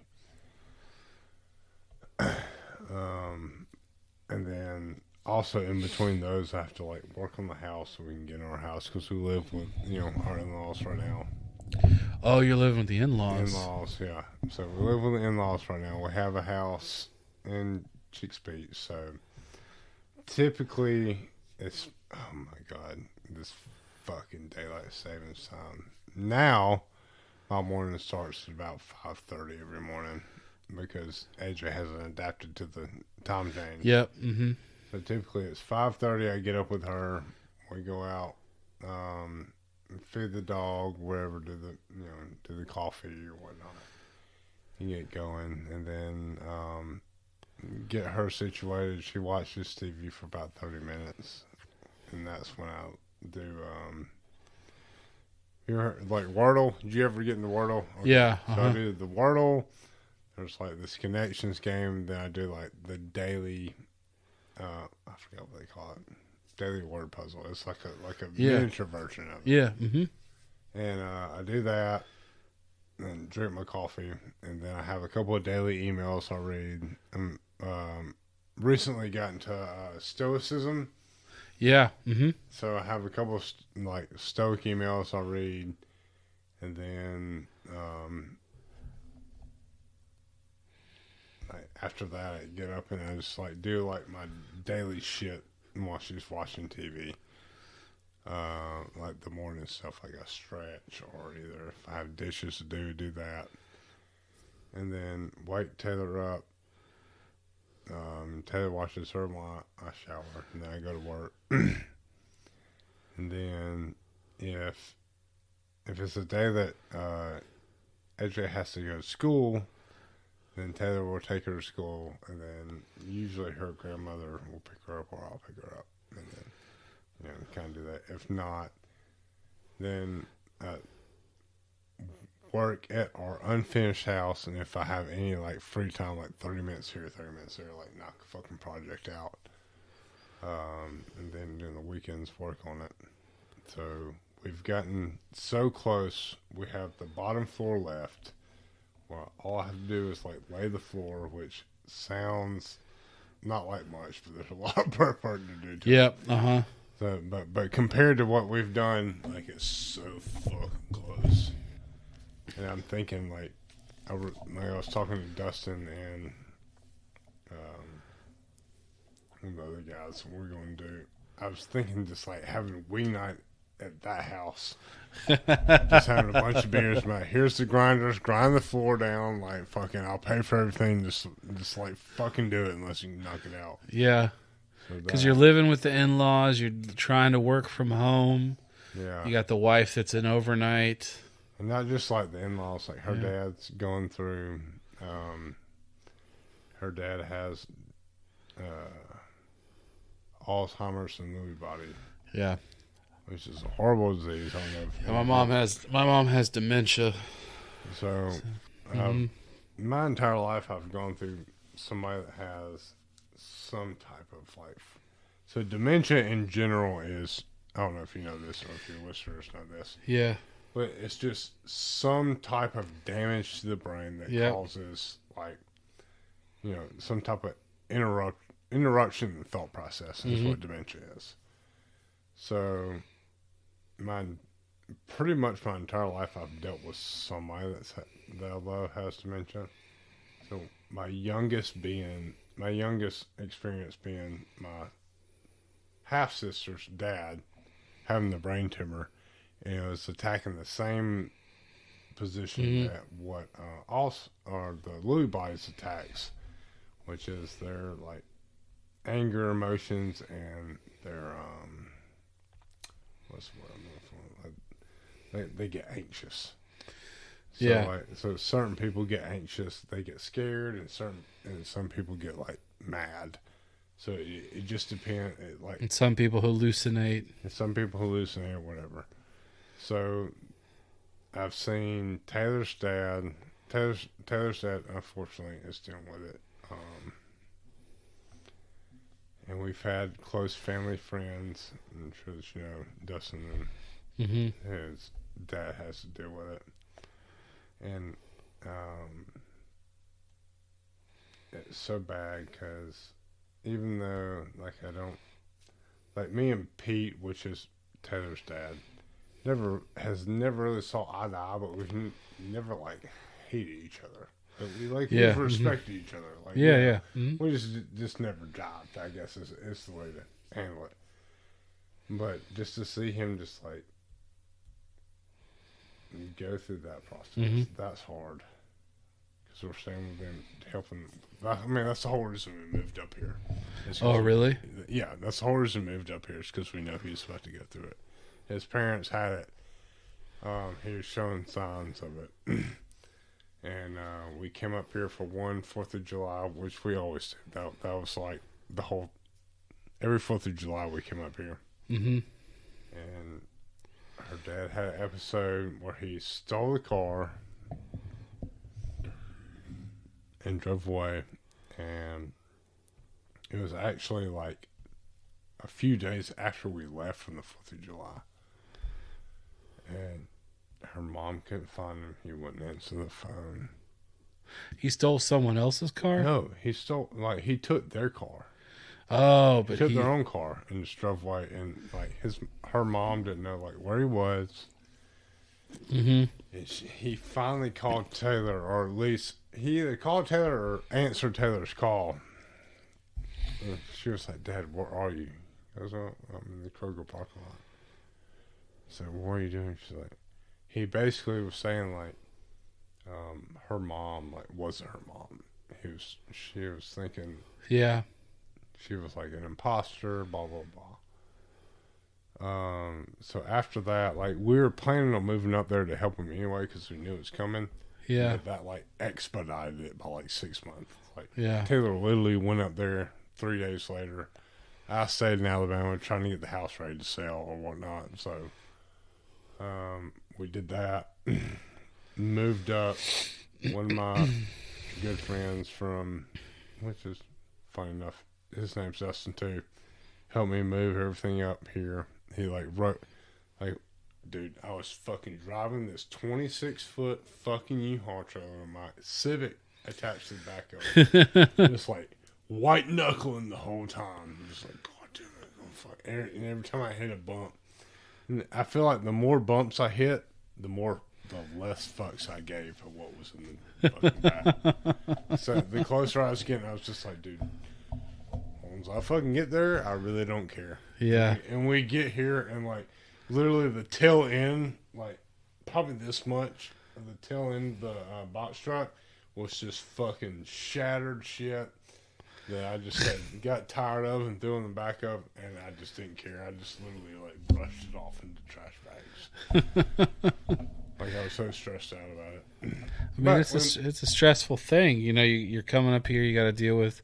I mean, a lot of people deal with this dementia and the specific one you're talking about. I mean, my mom hers was vascular, but it's wild to watch these people go through stuff like that. I mean, I watched my grandma go through Alzheimer's and her reverting back to a child, like you were saying, like with your dad. I mean, she would carry around this little baby doll.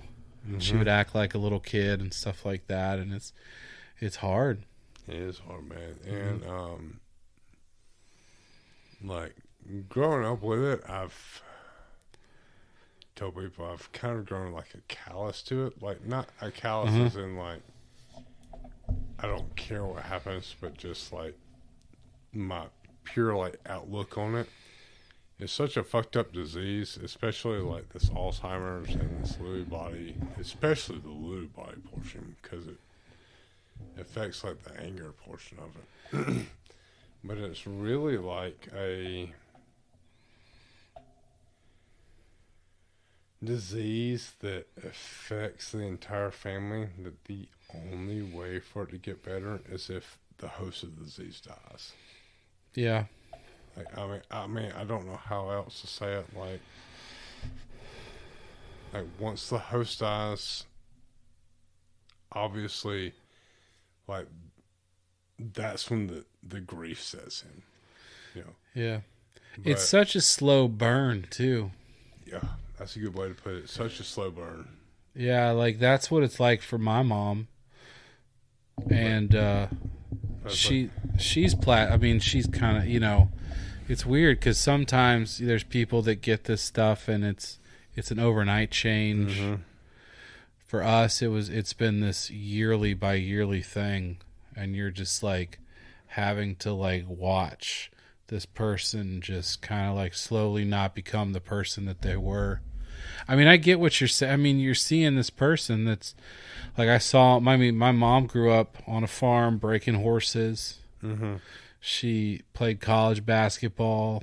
She was this disease, like it literally takes their identity and turns them into monsters, mm-hmm. and there's nothing you can do about it. Yeah, my mom was a very like outgoing person, and then now she, you know, last time, you know, they kind of she just sits there.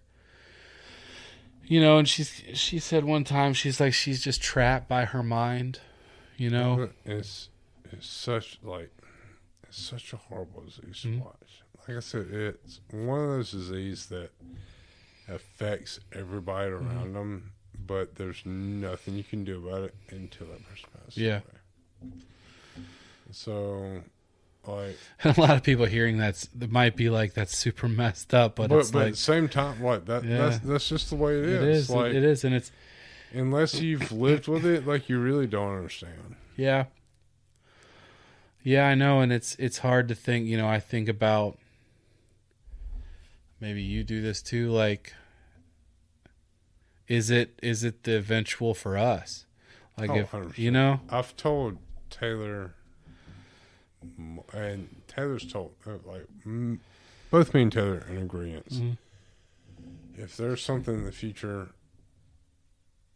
that allows you to shoot me in the head because I have this disease, you have my full signature. Where do I sign? Like, at the same time, it's just like, because I know for a fact that at least my side of the family members, if I could show them, like, hey, Granddaddy, this is what you turned into if you don't pull the trigger right now, if you don't give me the goddamn gun right now, I'm going to steal it from you. You know, they would do it, because just simply, if it comes to a point in life where I am more trouble than I'm contributing to my family, And that means I'm done on this earth. Yeah. Like that's just my thought process. Don't go out of the way to take care of me. Like give me a give me a bag of rocks to put in my shoes. Give me a fucking 6-pack of Coors. Point me to the ocean. I'll walk out in the middle of it and be done with it. I mean, what did the Alaskans? They would take the old people and set them out on an iceberg.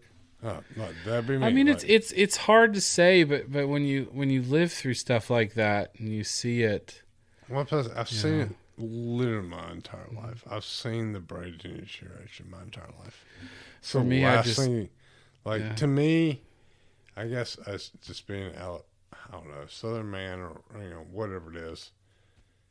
If I'm not contributing to my family, then I'm taken away from it. Like,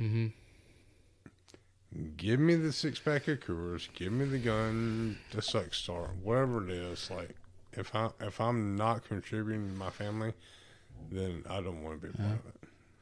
I mean, I would think most fathers, most men think the same thing you do. Mm-hmm. It's that fear of taken from the family. Like, if it gets to the point where I'm taking away the more that I'm putting in, then my time on earth's done. That's it. Yeah. I accept that. That's fine. I guess for me, I just try to take a more preventative approach. What can I do now? That kind of things. No, I agree with that too. Like, I try to elongate that process. There are a lot of things that the ways you lived 20, 30, 40 years ago that, I mean, like my grandfather, for instance, worked in boilers and he was around nothing but he had asbestos because asbestos was used everywhere. Yeah. So, my grandpa ended up getting mesothelioma because of those things and stuff like that. But, I mean, we're learning more now and you got to hope that like we can kind of like switch, like turn down the right path towards like not getting those kind of things. So, question for you, Roy. Uh-huh. Coming off your cult/religion, whatever you want to call it. My church, yeah. Church. The cult church, yeah. Your church. Coming off the your church. Uh-huh. So what's your thought about afterlife? Afterlife? Man, I go back and forth with that. Yeah. I don't know if I don't believe it was what was sold to me. Like, I don't think I'm going to walk to a gate and there's going to be a guy that's, says I'm either going to get in or out. Okay. I don't know. I don't believe that it's like lights out, that's it. Okay. There's some point to the fact I thought about this the other day. Actually, I was thinking that like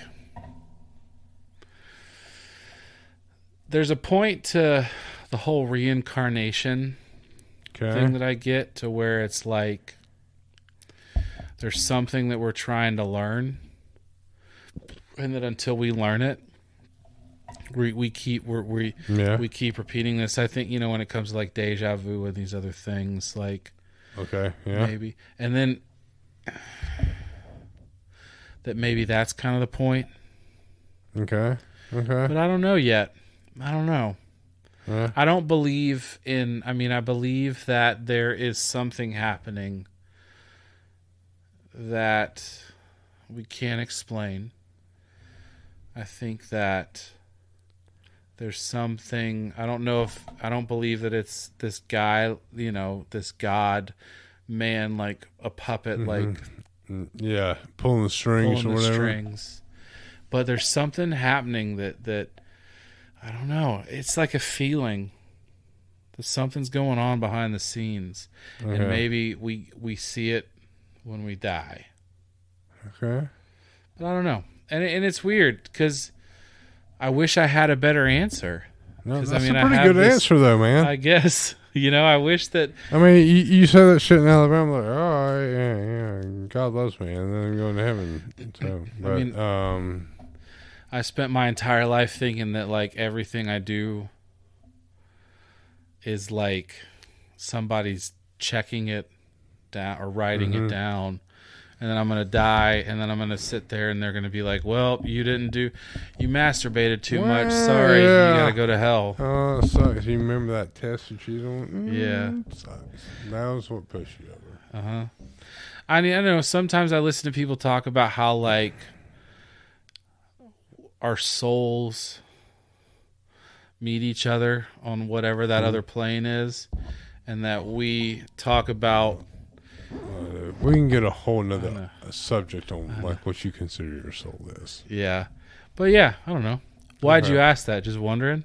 Just wondering, because, I mean, there's a point in life, obviously, growing up in Alabama, it's like the Southern Baptist way. Yeah.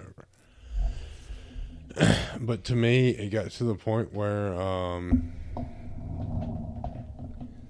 like I wasn't really happy with myself. Like I didn't care about it. Not to the point of like suicide, but at the same time, it's like if I die, I'm going to heaven. So like, who fucking cares? Yeah.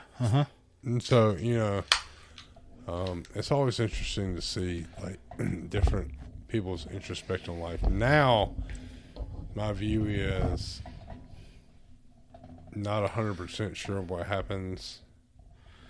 I just want to make sure all of my values are instilled in AJ before I leave. Yeah. So I feel like, people say, they're looking out for me in heaven or whatever. I feel like that's because that person instilled as much values as they could before they left this earth.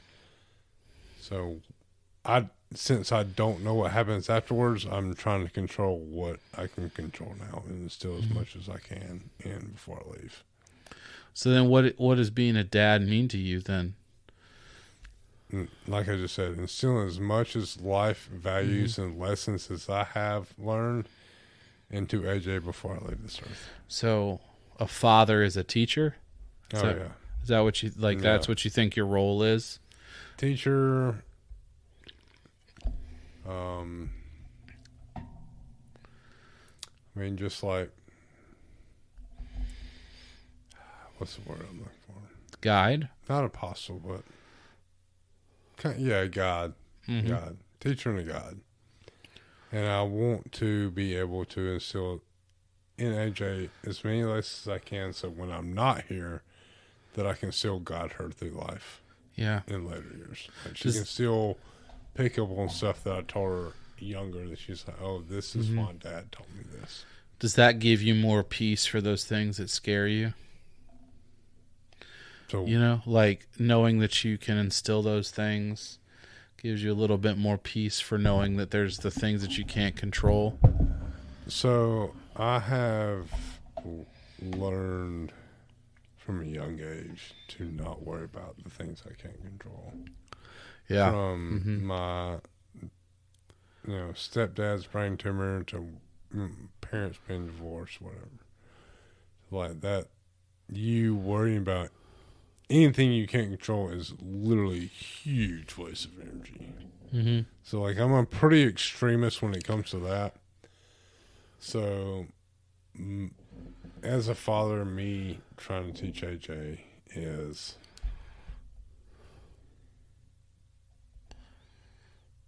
I'm trying to teach her in the moment, like, look, this is what you can control.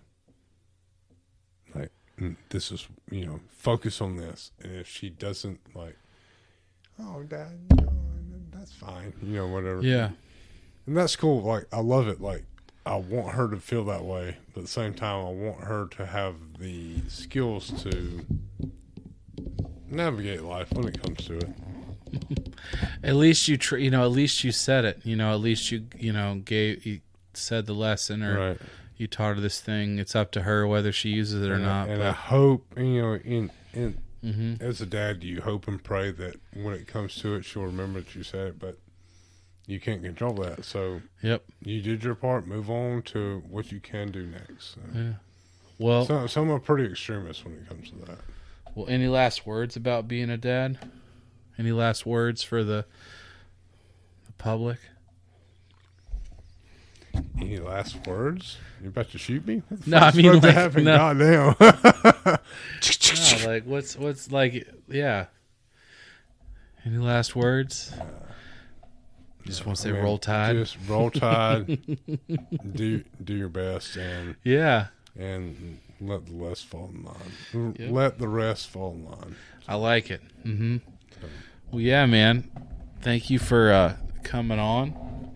It's been, brother. Hey, it's been almost 2 hours. Dude, next time we're on here, we got to talk about all these posters on the wall. I think that's an interesting podcast. My posters on the wall. What he's talking about, for those of you that are listening, is in this office that we're in for doing this podcast. I have future episodes I'm working on these giant post-it notes, and so there's 1, 2, 3, 4, 5, 6, 7, 8, 9 things. So it's kind of like everything I'm thinking about. It's kind of like a trip into my mind, per se. Dude, I can't believe you haven't done an episode on this yet, boy. On what? Just how I do this? Yeah, dude. I need to be the guest person. I will be the one that interviews you on. I can tap into people's minds. Don't fucking. Nah, man. This is how I work. I go from big to small. So when it's up here, when it's big, it's sort of not. The idea isn't fully formulated, and so it goes from that. When I fill up the poster. Yeah. Papers, then I get to where I can like talk about it. Okay. Yeah. Anyway. Oh yeah, dude. So yeah. Oh yeah. Next episode, Jeremy's going to interview Roy. He's going to tap into the mind. Let's do it. I'm into it. Yeah, I'm down for that. Well, this has been fun. Yeah. Even though you're from Alabama, we did all right. So thanks for coming on. Thanks for letting me share your story. And thanks for listening, guys. And remember, I'm just a channel. I'm not the source. We'll see you soon, guys. We are not done because... Look it up. I'm telling you. We looking it up. Look it up. This is going to be a bonus. If you stayed on... we had stopped recording. We're back on, but we were talking about. I forgot to mention about Bama Rush, the documentary, and then he goes to tell me that Taylor Swift went to his prom. So you've got to talk about that. Oh yeah. So so long story short, we had it was between us. A place in Arkansas, and I can't remember the other school, but it was between us and a place in Arkansas, and we had interviews for like who would be this at the time mysterious person, so we didn't know who it was, like date. So we had to answer these like random questions, and we had to like show our dance moves or whatever. And it ended up, they told us we were the selection before we knew who the celebrity was. This was back in 2008. So hold on. Did you know that what you were asking was for a television program? Yes. Okay, so a television program so was... We knew it was for MTV. Like, that got leaked. Mm-hmm. We knew it was because for our prom. We just didn't know, like, what it was. So our school got selected, and we knew that a celebrity was trying to find a date to our prom, if that makes sense. And so all these guys did the interviews. Like all the males. All the males that wanted to be a part of it did the interviews. And hold on. And so for those of you, this is Once Upon a Prom. Mm-hmm. The MTV show. Go ahead. Keep going. So you would get there and they sit you down. They ask you a couple of questions. You'd answer it. In the very end, they're like, "All right, whoever our person is, loves to dance, show you your dance moves, and you just fucking do the dance moves or whatever. And so you interviewed too. I interviewed too. And you showed him your dance moves. I showed him my dance moves, which is hard. But anyway, so about a week later, I'm leaving school, and my mom calls me, and it's like, and basically I got selected to be in the finals of the cut. So you were one of the finalists for Once Upon a Prom in 2008. I was one of the top 5 finalists. Top 5? Top 5. Top 5. That's something. So the thing was, I had to go find the exact shirt I was wearing in the original interview, and I actually had like a pin in my pocket, so I had to go find that fucking pin that I had in my pocket. Because it was a TV show, you had to show continuity. I had to make sure it's the same interview or whatever. So I go and they ask me like additional questions, and I answer them whatever. And I didn't win it. Did they tell you why you didn't win it? They didn't tell me why, but I didn't win it, and so it ended up being Taylor Swift, and we knew about 2 days before who it was. So Taylor Swift was going to meet her date, and then meet everybody else at what? If you're not familiar with Tuscaloosa, the Black Warrior River goes in between Tuscaloosa and Northport, and there's a popular ferry that you can rent. That you can, a lot of proms do that you can rent down it, and they have, drinks and stuff. Obviously not alcoholic drinks. So your prom was on a ferry? It was on a ferry.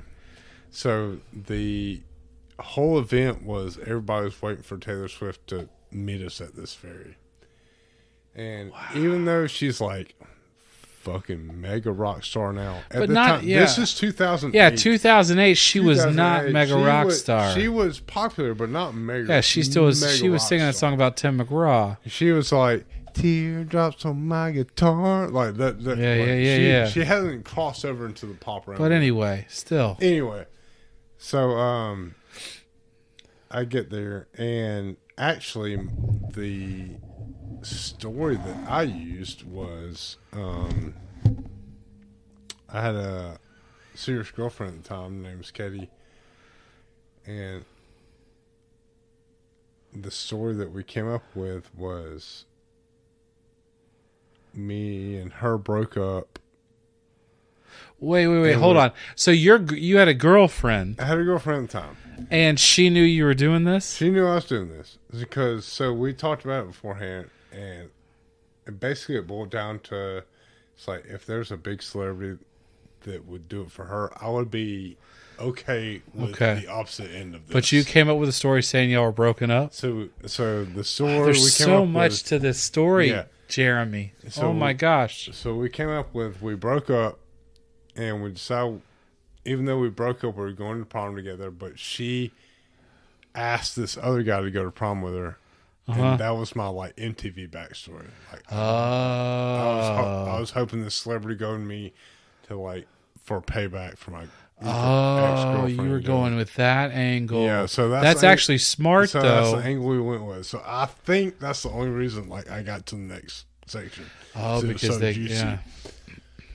But so anyway, so it didn't work out. So obviously, just me and her went to the prom. We still loved each other at the time. And then you guys go to the ferry, and Taylor Swift shows up. The ferry. The first thing Taylor Swift comes up to me and goes, "Do you still need a date?" I was like, "No, I'm good." She's like, "Oh, well, my friend needs a date," and just moves on. I was like, "Oh." You could have dated Taylor Swift's friend to prom. Best friend, oh, jeez. So missed that opportunity. Anyway, my gosh. she came on. She was fucking awesome. I only had one friend that said she was a bitch, but did she hang out at the prom and no, she hung out. She she danced with us. Obviously we got to the prom. She danced with everybody, She danced on the ferry boat down the Black Danced Warrior on the ferry River. boat down the fucking Black Tuscaloosa, Warrior River. Alabama. I mean, she got the full Tuscaloosa experience. So That's awesome. Which I think one of the best stories is the person she originally chose. His name was Chip, and he was one of those guys, like not the popular guy. Like, he was, what he was super sweet. Yeah. And she actually chose him as who she wanted to go to the prom with. And he turned around and told her, just like, he said he originally asked this one girl, and she couldn't go because she was sick. She had some kind of something. He didn't like explanation. Yeah. He didn't explain it. So he entered this contest because she was sick. Well, after he won, she got cleared to go to prom. How convenient. Well, obviously. How convenient. Chip being Chip's super soul. He is. Okay, He told her, hey, denied Taylor Swift as his prom date to take this other girl. Chip is the... Chip from Tuscaloosa, Alabama is probably the only one that denied Taylor. Denied Taylor Swift. Gosh. It's like, no, I asked her first. She can do it now. And basically, he literally said, I'm sorry, I can't do it. To Taylor Swift. I wonder how his date felt. Dude, Chip is the fucking champion in this situation. Yeah. So, anyways, long story short, so she picks somebody else. We get to prom. We get to the actual main dance, and Taylor Swift finds Chip and dances with him, and he's doing his thing, his awkward thing. He was like, okay, well, I got to go be with my date now. Like, I appreciate it. Wow. I got to go be with my date. So Taylor Swift has the utmost respect. I can guarantee if she remembers it, if she hears this and remembers this date, I guarantee you Taylor Swift had the most respect for Chip. I'm surprised she didn't write a song about him. Yeah, dude, no kidding. Right? Chip's the man. So, but yeah, so that's my Taylor Swift story. Wow, Taylor Swift went to your prom. Once upon a prom. I'm on the episode, but if you blink, you fucking missed me. I'm gonna be on YouTube. Yeah, I'm gonna be a YouTube warrior trying to find it. So, dude. So the half second that I'm with Taylor Swift, we're taking a picture, and I have like a top hat on. I have like my fucking suit on. Oh, you had a top hat? It's not a top hat, but some type of fucking hat. Yeah. But yeah. So somewhere in your house, somewhere is a picture of you and Taylor Swift? On my phone somewhere. That's awesome. I'm really glad that I hit record for this. That's great. Because not many people. I mean, I have Julia Roberts went to my high school. That's my story, but I never met her. I mean, oh really? Yeah, Julia Roberts is from Smyrna, Georgia. Really? That's where I went to high school. Yeah. I didn't know that. So anyway, but yeah, that's cool. So guys, if you want to find Jeremey on TV, find YouTube Once Upon a Prom and look for Taylor Swift. Once Upon a Prom. Yeah. All right. Thanks for sticking in with us. This is we are done for good. This time I'm hitting stop. We'll consider this the first ever bonus footage or bonus content for the podcast. Take it easy, guys. Be excellent to each other. Oh my gosh, sorry, there it is. Oh wow. Oh man, you were with Taylor Swift.